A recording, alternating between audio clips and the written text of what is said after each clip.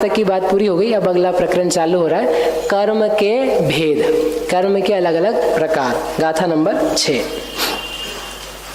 कम्मत्तणेन एकं दवं भावोति होदितुवि हम तु पौगलपिंडो दवं तत्सत्ति भावकं मम तु।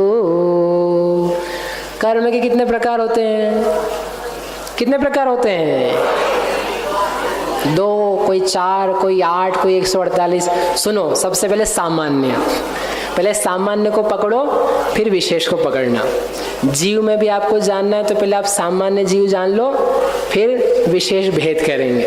सामान्य से जीव एक शुद्ध चैतन्य, दर्शन ज्ञान स्वभाव, ये भी ज्यादा हो गया, चैतन्य स्वभावी, इतना जान लो।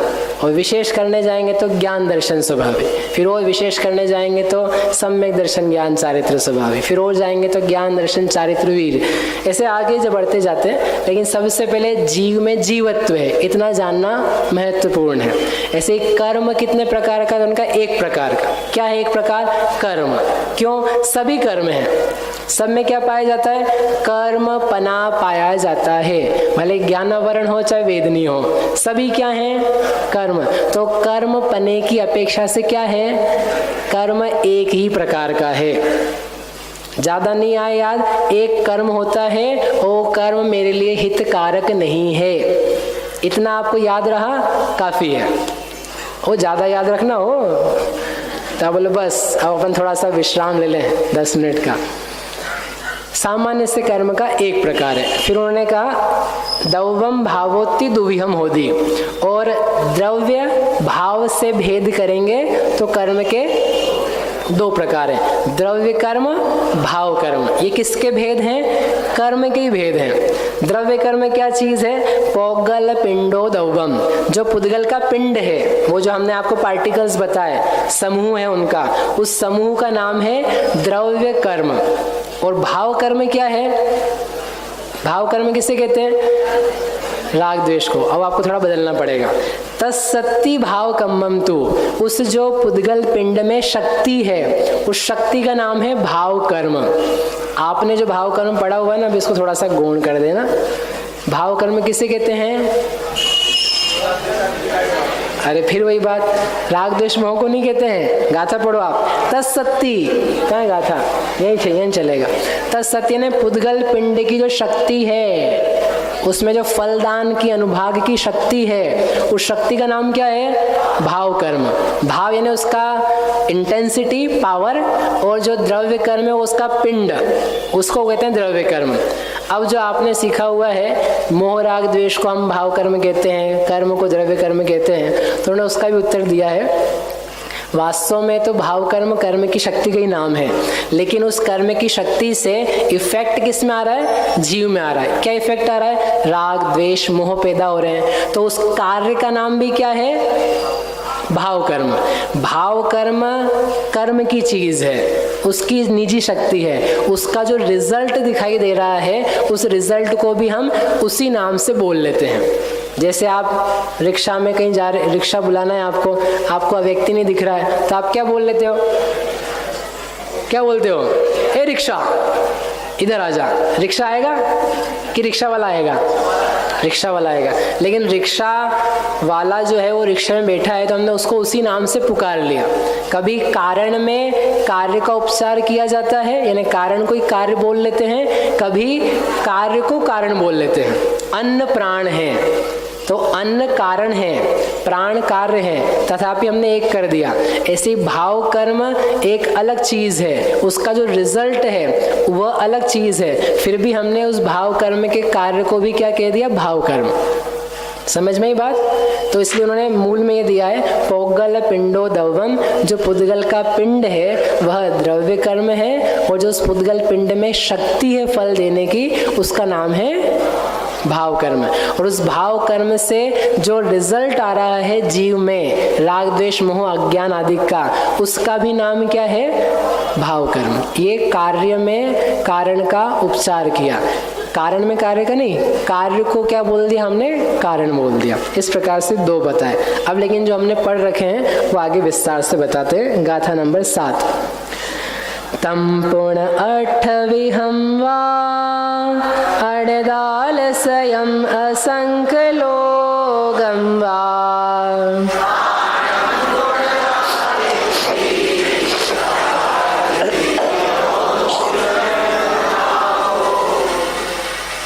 तम पुण्य, पुण्य यानी और उसके आगे, तम यानी वह कर्म, 8विहं वह कर्म कितने प्रकार का है, 8 प्रकार का।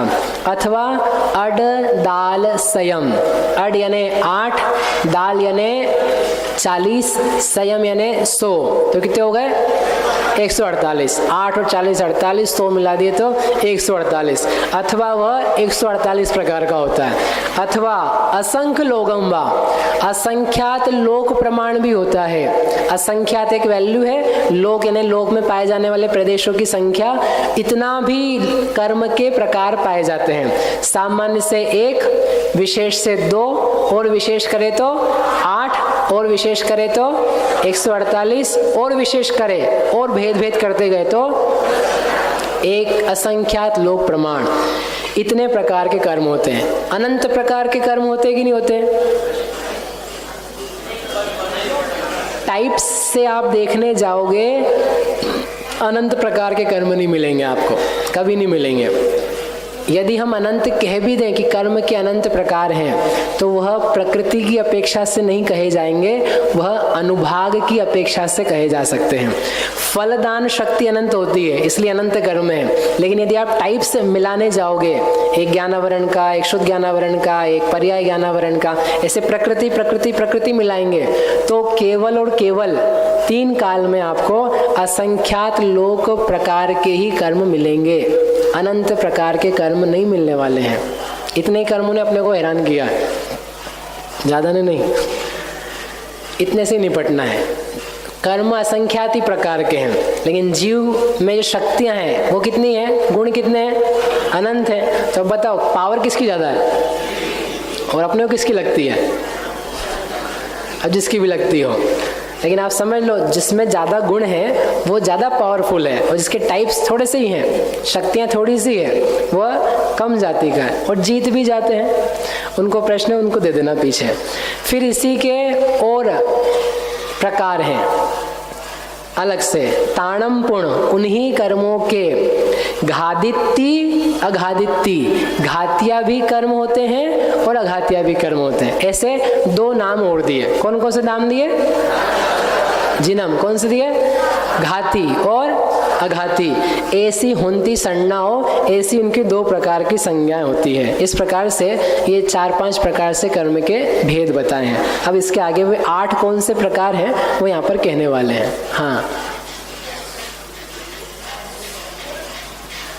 असंख्यात लोक बताया है, तो लोक प्रमाण असंख्यात लेना कि लोक प्रमाण हाँ, इनका एक गणित का प्रश्न है। असंख्यात लोक प्रमाण बोलना है कि लोक प्रमाण असंख्यात बोलना है? क्या अंतर है दोनों में?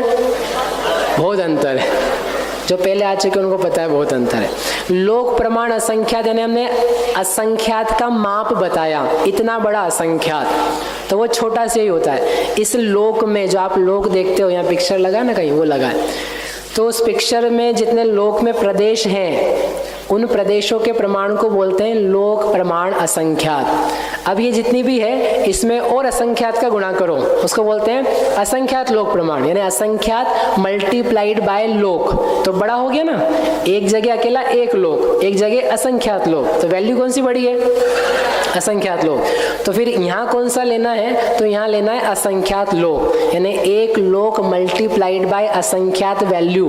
वो जो रिजल्ट आएगा उतने प्रकार के कर्म पाए जाते हैं इस जगत में, जो जीवों से बंध को प्राप्त होते हैं। आपने तो बोला कम है, तो कम ही तो असंख्यात लोग तो जरा से ही है। अनंत कहाँ है?